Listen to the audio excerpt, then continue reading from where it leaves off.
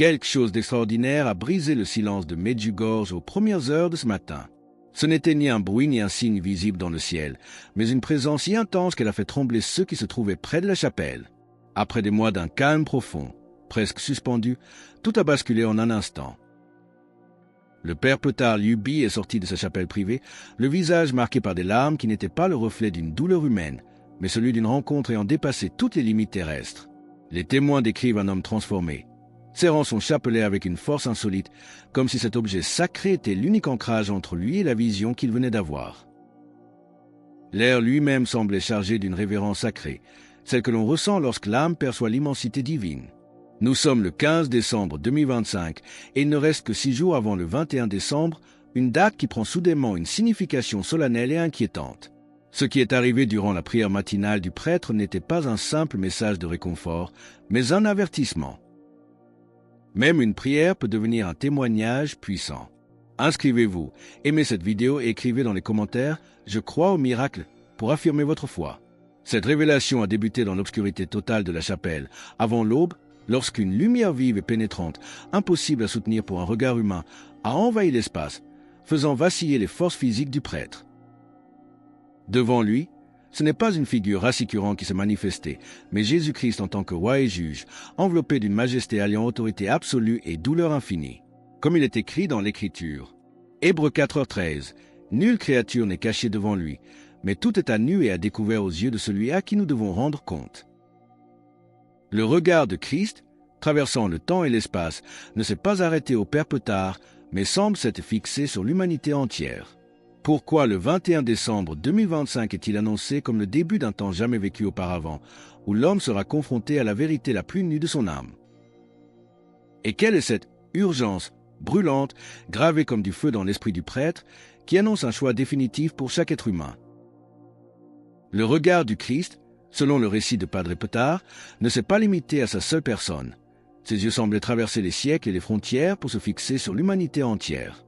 Dans ce regard, il n'y avait pas de condamnation immédiate, mais une urgence brûlante qui ne laissait aucune place au doute. Jésus a parlé d'une voix calme, mais chaque syllabe portait le poids de l'éternité, gravant dans l'âme du prêtre une annonce capitale. Le 21 décembre 2025 ne sera pas la fin du monde, mais le commencement d'une ère totalement inédite. Ce sera le moment où chaque être humain sera placé devant la vérité la plus nue et la plus inévitable, celle de sa propre âme. Padre Petar a immédiatement compris que cet avertissement n'était pas destiné à quelques privilégiés, mais à tous les hommes sans exception. En écoutant ces paroles, le prêtre a senti la terreur se mêler à une compassion immense, car le Christ parlait avec la douleur de celui qui voit approcher une décision finale et irrévocable. Chaque mot était un appel, chaque silence un poids presque insupportable. Pour nous aider à porter cette espérance à travers le monde, il suffit d'un clic. Abonnez-vous à la chaîne et laissez un j'aime. Ce que Jésus a révélé concerne le cœur même de notre existence.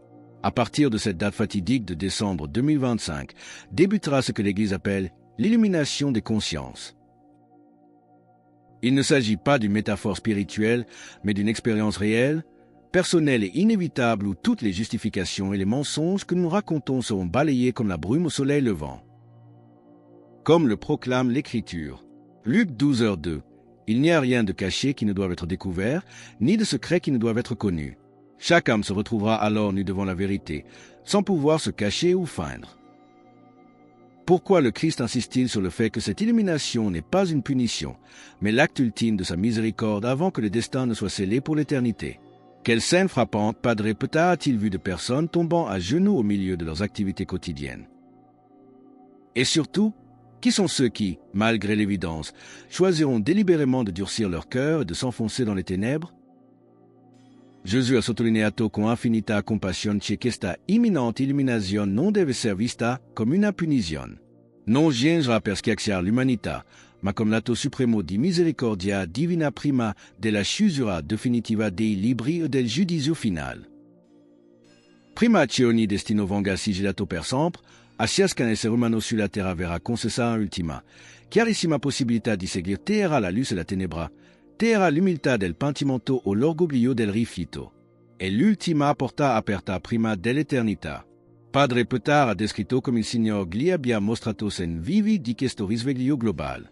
Ha visto persone comunice nel mezzo delle loro attività quotidiane, si fermavano improvvisamente come colpiti da un peso invisibile ma inudibile. Alcuni cadevano in ginocchio, incapaci di sostenere la visione di sé o ci portavano dentro, mentre altri scoppiavano in lacrime, travolti dalla consapevolezza di una vita trascorsa lontano dalla verità. Perfino i criminali più induriti sentivano per la prima volta il peso reale delle proprie azioni, mentre i sedicenti giusti scoprivano con scomoto la distanza tra la loro immagine pubblica e la realtà del cuore. Le parole del cielo meritano di essere ascoltate con riverenza. Iscrivetevi al canale, mettetemi piace scrivete. Parla, Signor, il tuo servo ti ascolta. Tuttavia, Gesù ha mostrato un lato oscuro di questo evento, non tutti accoglieranno questa misericordia. Alcuni, pur vedendo la verità con assoluta chiarezza, seguiranno deliberatamente di voltare le spalle, spinti dall'orgoglio e dalla ribellione verso il proprio destino eterno. Come si avverte il Vangelo, Giovanni 3,19. Il giudizio è questo: la luce è venuta nel mondo e gli uomini hanno amato le tenebre più che la luce, perché le loro opere erano malvagie. Padre Petard ha compreso che questo tempo non lascerà spazio a zone grigi, ogni coscienza sarà chiamata a rispondere. Cosa accadrà quando milioni di persone si risveglieranno nello stesso istante, gettando le grandi città nel caos più totale? Perché Padre Petard ha visto ospedali travolti da crisi nervose che nessun medico sarà in grado di diagnosticare o curare? E qual è il segreto del fil interminabili di penitenti che implorano la confessione giorno e notte, mettendo alla prova le forze dei sacerdoti? La vision ne s'est pas limitée à l'âme individuelle.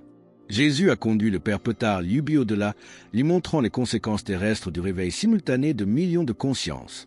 Les villes du monde entier entreront dans un état de confusion jamais expérimenté, non pas à cause d'une guerre ou d'un effondrement économique, mais par l'irruption brutale de la vérité dans les cœurs. Dans les hôpitaux, des personnes apparemment saines s'effondreront sous le poids de leur propre vie intérieure. Les médecins parleront de crises nerveuses et de collapsus psychologiques inexpliqués, car aucun diagnostic médical ne pourra saisir la réalité de ce phénomène spirituel. Les églises seront incapables de contenir la foule immense.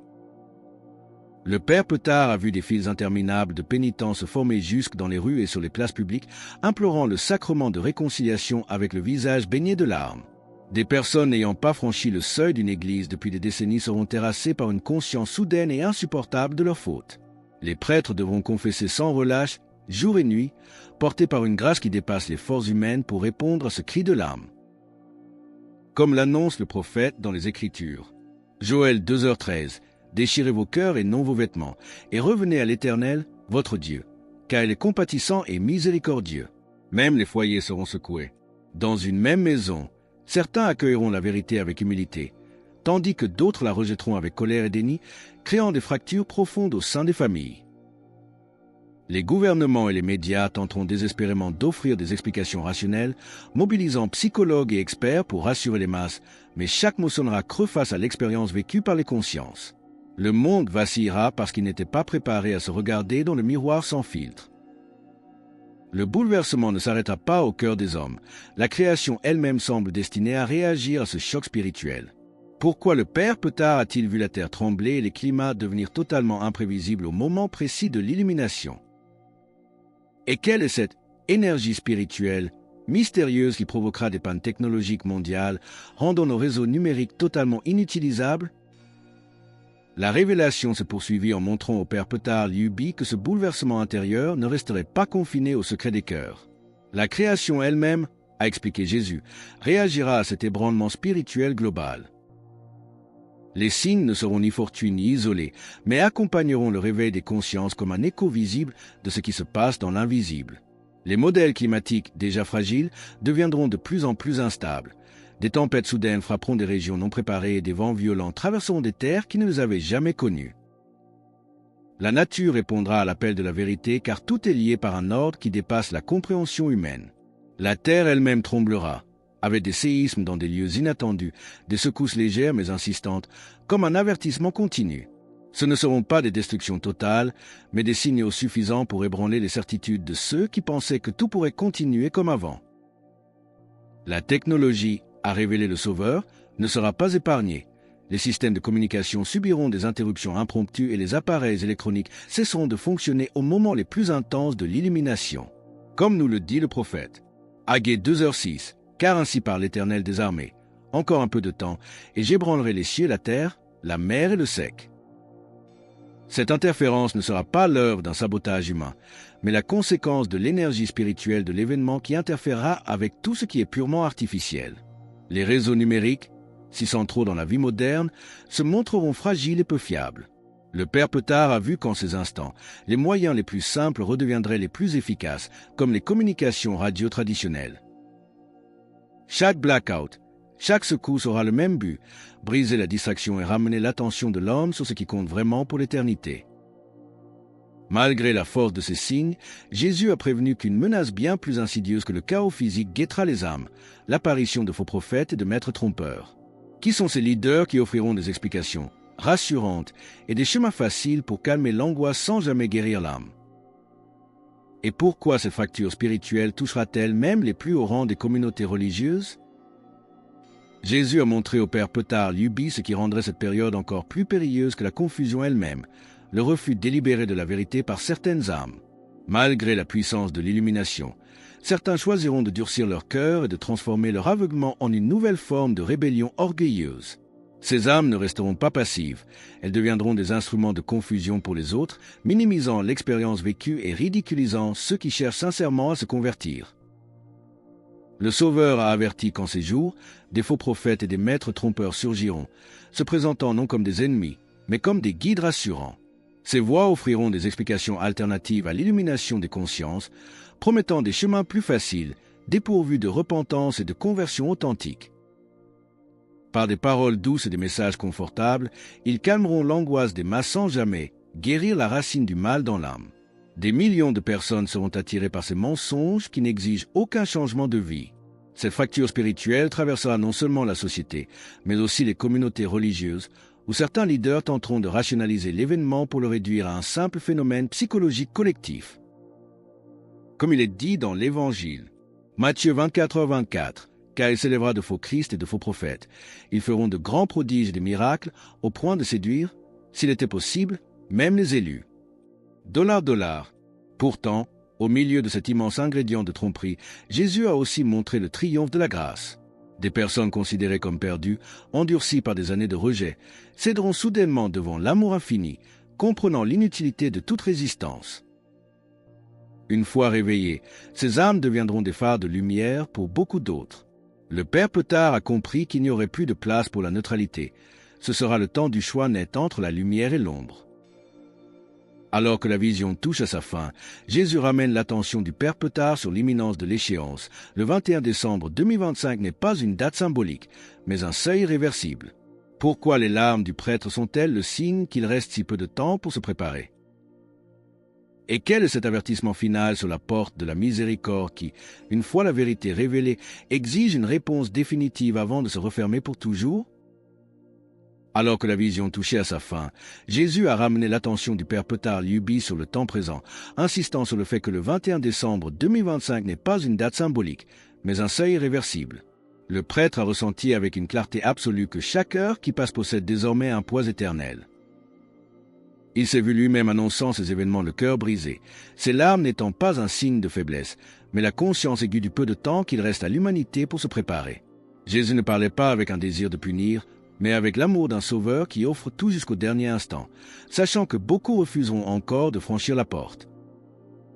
Le sauveur a réitéré que ce qui va commencer n'est pas le jugement final, mais l'ultime préparation à celui-ci.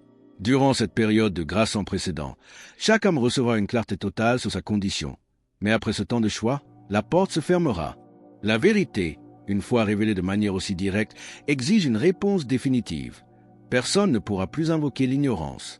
Comme nous l'enseigne l'Écriture, 2 Corinthiens 6h2, « Voici maintenant le temps favorable, voici maintenant le jour du salut. » Certains, malgré l'évidence, regretteront éternellement de ne pas avoir eu le courage de s'abandonner quand la porte était encore ouverte.